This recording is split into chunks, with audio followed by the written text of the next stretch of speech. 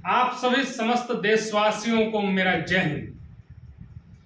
मेरे प्रिय देशवासियों, इस वक्त आप देख रहे होंगे कि अलग अलग स्थानों पे अलग अलग राजनीतिक दलों के द्वारा आंदोलन किया जा रहा है।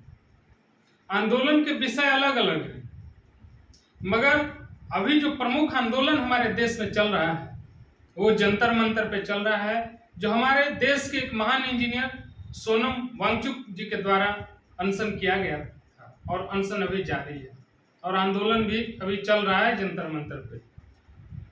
तो मेरा ये प्रश्न है सभी देशवासियों से कि ये आंदोलन का जो प्रारूप था, ये आंदोलन की जो रणनीति थी, उसमें प्रमुख रणनीति थी नीट में जो प्रश्न पत्र लीक हुए हैं उसको प्रमुखता दी गई थी। मगर आए दिन प्रतिदिन आप जब देखेंगे तो उनका उद्देश्य भिन्न भिन्न प्रकार के हो जा रहे हैं।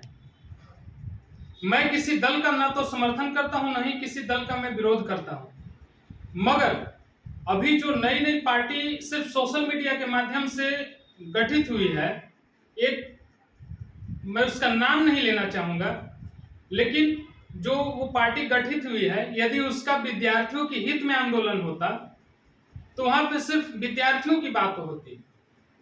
क्या हमारे देश के शिक्षा मंत्री जो हैं वे अपना परित्याग कर देंगे अपने पद का, तो क्या हमारे देश की शिक्षा व्यवस्था सुचारू रूप से संचालित होगी? क्या हमारे देश के प्रधानमंत्री इस्तीफा दे देंगे तो हमारा देश का संचालन सुचारू रूप से हो पाएगा?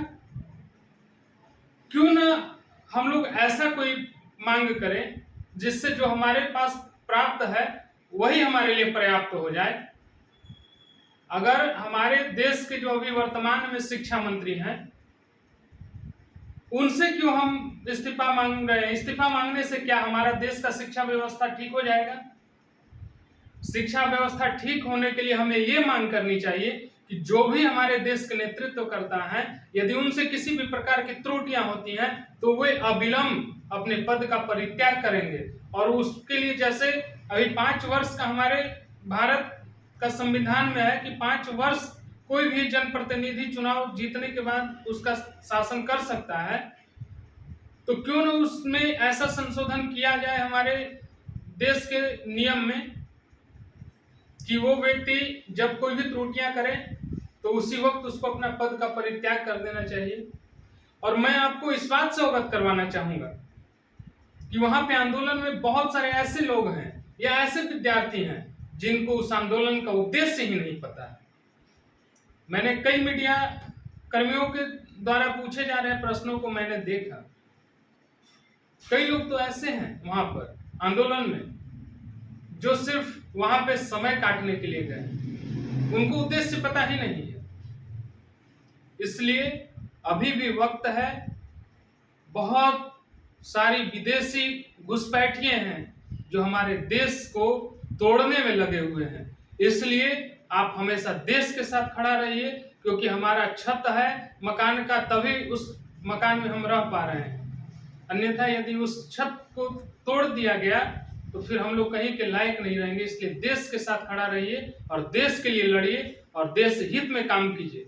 कोई भी जब आप निर्णय ले रहे हैं उससे पहले आप सोचिए कि वो देश हित में है या देश के विरुद्ध है। कोई भी गतिविधियां में आप ऐसे संलिप्त ना हो जो आपको महसूस हो कि ये देश विरोधी गतिविधियां हैं, क्योंकि जिस मकान में आप रहते हो उस मकान की मजबूती और उस मकान की खूबसूरती को बनाए रखना आपकी जिम्मेवारी है, एक जिम्मेवार नागरिक होने के नाते। और आपको आंदोलन का समर्थन करना है या विरोध करना है ये आप स्वतंत्र हैं, मगर आंदोलन का उद्देश्य क्या है ये पहले आप जानिए। और दूसरी बात, मैं उस आंदोलन में तो था नहीं, इसलिए मुझे इस बात में कितनी सत्यता है इस बात से मैं अवगत नहीं हूं, लेकिन एक विशेष वर्ग के द्वारा एक विशेष वर्ग को मुर्दाबाद के नारे जो लगाए गए, क्या ये हमारे देश हित के लिए कार्य किया गया? जब आप हमारे देश के संविधान को पढ़ेंगे या अन्य विचारधाराएं जो हैं जो हमारे महान व्यक्तियों के द्वारा प्रकट की गई हैं, उसमें बोला गया है हम सभी भाई भाई हैं। तो क्या एक भाई को दूसरा भाई बोल सकता है कि इसको घर से बाहर कर दिया जाए?